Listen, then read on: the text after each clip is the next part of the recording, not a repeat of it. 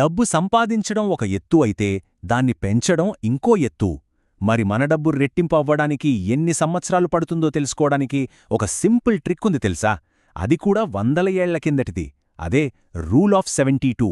ఇది మన ఫైనాన్షియల్ ప్లానింగ్కి ఒక సూపర్ పవర్ లాంటిది. చూడండి, మనం ఎక్కడైనా డబ్బు ఇన్వెస్ట్ చేసేటప్పుడు మన మైండ్లో ఫస్ట్ వచ్చే క్వశ్చన్ ఏంటి? ఓకే, ఈ డబ్బు డబుల్ అవ్వడానికి ఎంత టైం పడుతుంది అని. అవునా కదా? నిజానికి ఈ ఒక్క ప్రశ్నకు సమాధానం మన ఫినాన్షియల్ ఫ్యూచర్ని డిసైడ్ చేయగలదు. అయితే ఈ ప్రశ్నకు ఆన్సర్ కాంపౌండ్ ఇంట్రెస్ట్ అనే ఒక పవర్ఫుల్ కాన్సెప్ట్లో దాగి ఉంది. సింపుల్గా చెప్పాలంటే వడ్డీ మీద వడ్డీ రావడమన్నమాట. ఇదే అసలైన మ్యాజిక్. మన డబ్బు పెరగడానికి ఇదే అసలు ఇంజిన్. సరే, అసలు ఇది ఎలా పనిచేస్తుందో చూద్దాం. ఇప్పుడు దీన్ని మామూలుగా లెక్కపెట్టాలంటే కొంచెం కష్టమే.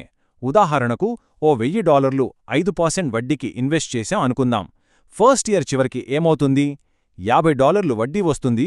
సో మొత్తం బ్యాలెన్స్ $1500 అవుతుంది. ఇక్కడివరకంతా సింపుల్గానే ఉంది. అయితే అసలు మ్యాజిక్ ఇక్కడే మొదలవుతుంది, రెండో సంవత్సరంలో. ఇప్పుడు వడ్డీ ఆ $1000 మీద కాదు, మొత్తం $1150 మీద లెక్కిస్తారు. అప్పుడు వడ్డీ $52.50 వస్తుంది. అంటే మొత్తం బ్యాలెన్స్ $1102.50కి పెరుగుతుంది. చూశారా? ఇదే పవర్ ఆఫ్ కంపౌండింగ్ అంటే. ఇక మూడో సంవత్సరంలో కూడా ఇదే ప్రాసెస్ కంటిన్యూ అవుతోంది. వడ్డీ ఇప్పుడు ఇంకా పెరిగిన అసల మీద వస్తుంది. చూడండి ఎంత ఫాస్ట్గా పెరుగుతుందో. కానీ ప్రతిసారీ ఇలా లెక్క వేసుకోవడం కొంచెం కష్టంగా అనిపించడం లేదా? అలా 4 ఏళ్ల తర్వాత చూస్తే మన బ్యాలెన్స్ $1200 దాటిపోయింది. ఇప్పుడు డబ్బు డబుల్ అవ్వడానికి ఎంత టైం పడుతుందో తెలుసుకోవాలంటే ఇలా ప్రతి సంవత్సరం లెక్కేసుకుంటూ వెళ్ళాలి. చాలా పెద్ద పని కదా. దీనికి ఏదైనా సింపుల్ షార్ట్కట్ ఉంటే బావుంటుంది కదూ.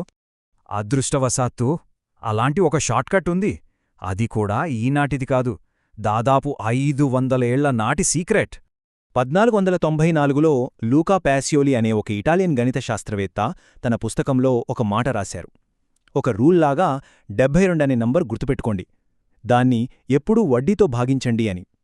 మనం ఇప్పుడు చెప్పుకోబోయే రూల్ ఆఫ్ 72కి ఇదే మొదటి హిస్టారికల్ రెఫరెన్స్.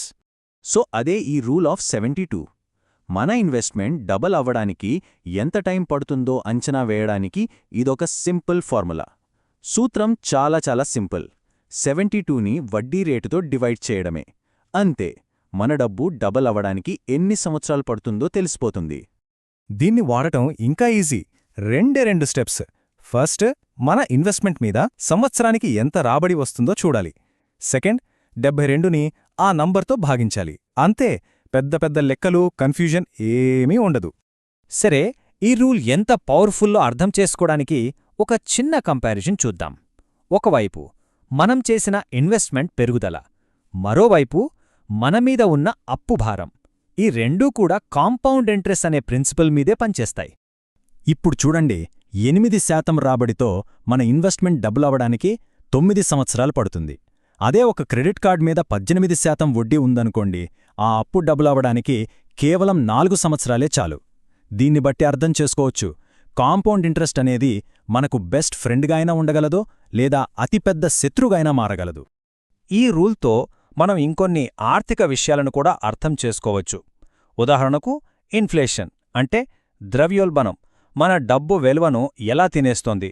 అలాగే మనం కట్టే చిన్న చిన్న ఇన్వెస్ట్మెంట్ ఫీజులు మన గ్రోత్ని ఎలా నెమ్మదింపజేస్తాయో కూడా చూద్దాం. ఒకవేళ ఇన్ఫ్లేషన్ 4% ఉందనుకోండి, 72ని 4తో భాగిస్తే 18 వస్తుంది. అంటే మన డబ్బు కొనే శక్తి 18 ఏళ్లలో సగానికి పడిపోతుందన్నమాట. అలాగే ఇంకో విషయం, 8% రాబడి వస్తున్నా అందులో 2% మేనేజ్మెంట్ ఫీజు పోతే మనకొచ్చేది 6% మాత్రమే. అప్పుడు మన డబ్బు డబల్ అవ్వడానికి 9 ఏళ్ల బదులు 12 ఏళ్లు పడుతుంది. చూశారా, ఈ చిన్న చిన్న పర్సెంటేజులు లాంగ్ రన్లో ఎంత పెద్ద తేడా చూపిస్తాయో? సరే, డబల్ చేయడం గురించైతే తెలిసింది.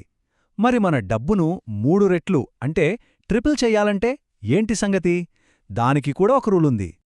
అదే రూల్ ఆఫ్ 115. ఇది కూడా సేమ్ రూల్ 72 లాగే పనిచేస్తుంది. కాకపోతే ఇక్కడ మన ఇన్వెస్ట్మెంట్ 3 రేట్లవ్వడానికి పట్టే టైంని అంచనా వేస్తాం. ఫార్ములా కూడా సిమిలర్. 115ని మన యాన్యువల్ ఇంట్రెస్ట్ రేట్తో డివైడ్ చేయాలి. ఈ చార్ట్ చూస్తే మనకొక క్లియర్ ఐడియా వస్తుంది. రకరకాల రాబడి రేట్ల దగ్గర మన డబ్బు డబల్ అవ్వడానికి, ట్రిపుల్ అవ్వడానికి సుమారుగా ఎంత టైం పడుతుందో ఇక్కడుంది. ఫర్ ఎగ్జాంపుల్, 10% రాబడి ఉంటే మన డబ్బు 7.2 సంవత్సరాల్లో డబల్ అవుతుంది. 11.5 సంవత్సరాల్లో 3 రెట్లవుతుంది. మన ఫైనాన్షియల్ గోల్స్ ప్లాన్ చేసుకోవడానికి ఇది చాలా హెల్ప్ అవుతుంది కదా. అయితే ఇక్కడ మనం ఒక ముఖ్యమైన విషయం గుర్తుంచుకోవాలి.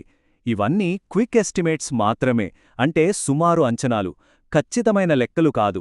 ఎందుకంటే రియల్ వరల్డ్లో రాబడులు ఎప్పుడూ ఒకేలా ఉండవు, అవి మారుతూ ఉంటాయి. ఈ రూల్స్ ఎంత ఖచ్చితంగా పనిచేస్తాయో చూద్దాం. ఈ టేబుల్ చూస్తే 8% రేటు దగ్గర రూల్ ఆఫ్ 72 దాదాపు కరెక్ట్గా ఉంది. కానీ 2% లాంటి తక్కువ రేట్లు దగ్గర రూల్ ఆఫ్ 70 బెటర్ రిజల్ట్ ఇస్తుంది. అదే కంటిన్యూస్ కాంపౌండింగ్ అయితే, అంటే వడ్డీ రోజూ కలిస్తే, రూల్ ఆఫ్ 69.3 ఇంకా ఖచ్చితంగా ఉంటుంది.